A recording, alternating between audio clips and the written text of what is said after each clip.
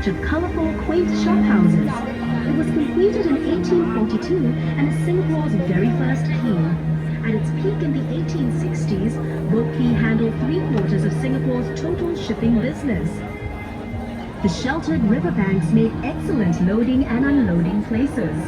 Back then, the whole river was chock-a-block with thousands of boats transporting a whole myriad of goods to be traded by the merchants who had set up shop in that row of buildings on the bank. Some of those goods included seafood, spices, and rubber.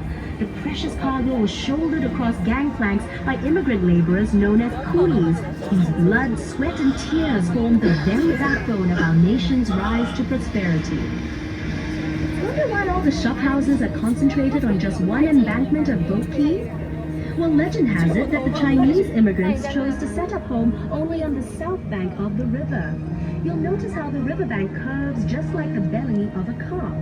In Chinese culture, this majestic fish is an auspicious symbol of good fortune and a great place to store wealth.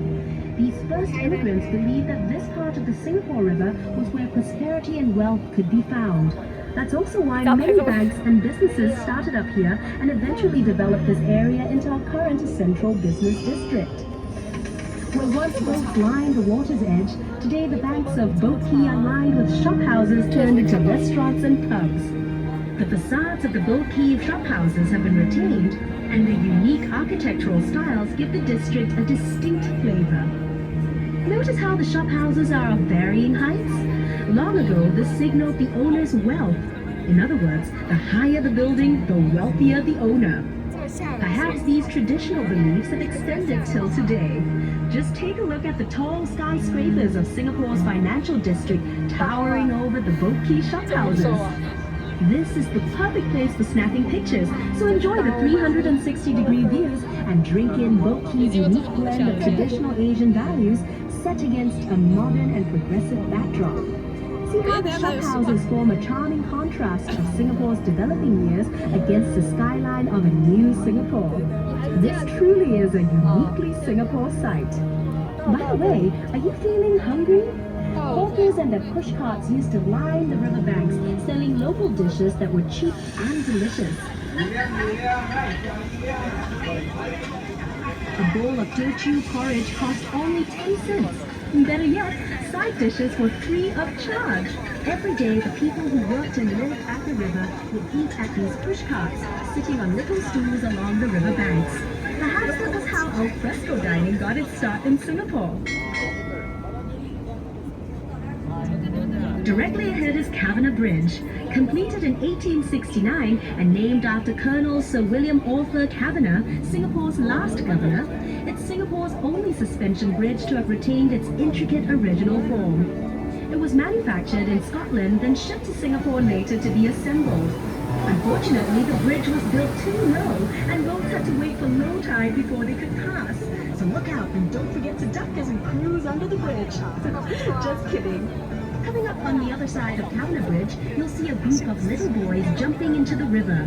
Don't worry about jumping in to save them. They're actually incredibly lifelike bronze sculptures showing a scene from the river's past, where children would stand and wave cheerfully from their houses. Very often they would take off all their clothes and jump in for a cool afternoon swim. Standing tall and majestic is the exclusive Fullerton Hotel, which blends the elegance of old world charm with every modern convenience. Built in 1928, lots of people pushing you in on behind the hotel's splendid columns before the glamorous makeover. Its facade is a masterpiece of neoclassical grandeur, which belies its much stuffier original occupants, the Chamber of Commerce offices, and the General Post Office, from which mail was transported along the Singapore River to and from ships. Since the 1950s, this was also the site of many political campaign rallies, but even longer before that, it was occupied by Fort Fullerton, built to defend the town at the mouth of the Singapore River.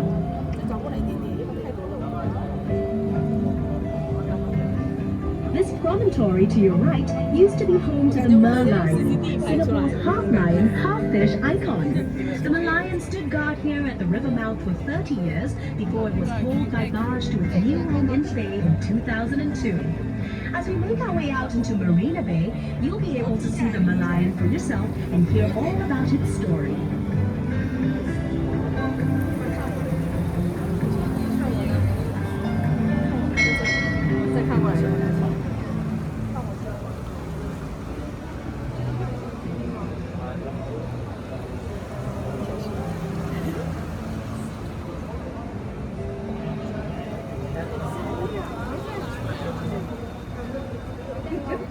As promised, up next is Malayan Park, home of the original Malayan statue. To understand our unique national emblem with the lion head and fish body resting on a crest of waves, here's a quick history lesson.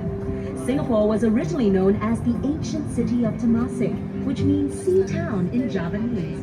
But according to legend recorded in the Malay annals, Prince Sang Nila Utama renamed it Singapura, meaning lion city in Sanskrit, after he spotted a lion on its shore. The lion's head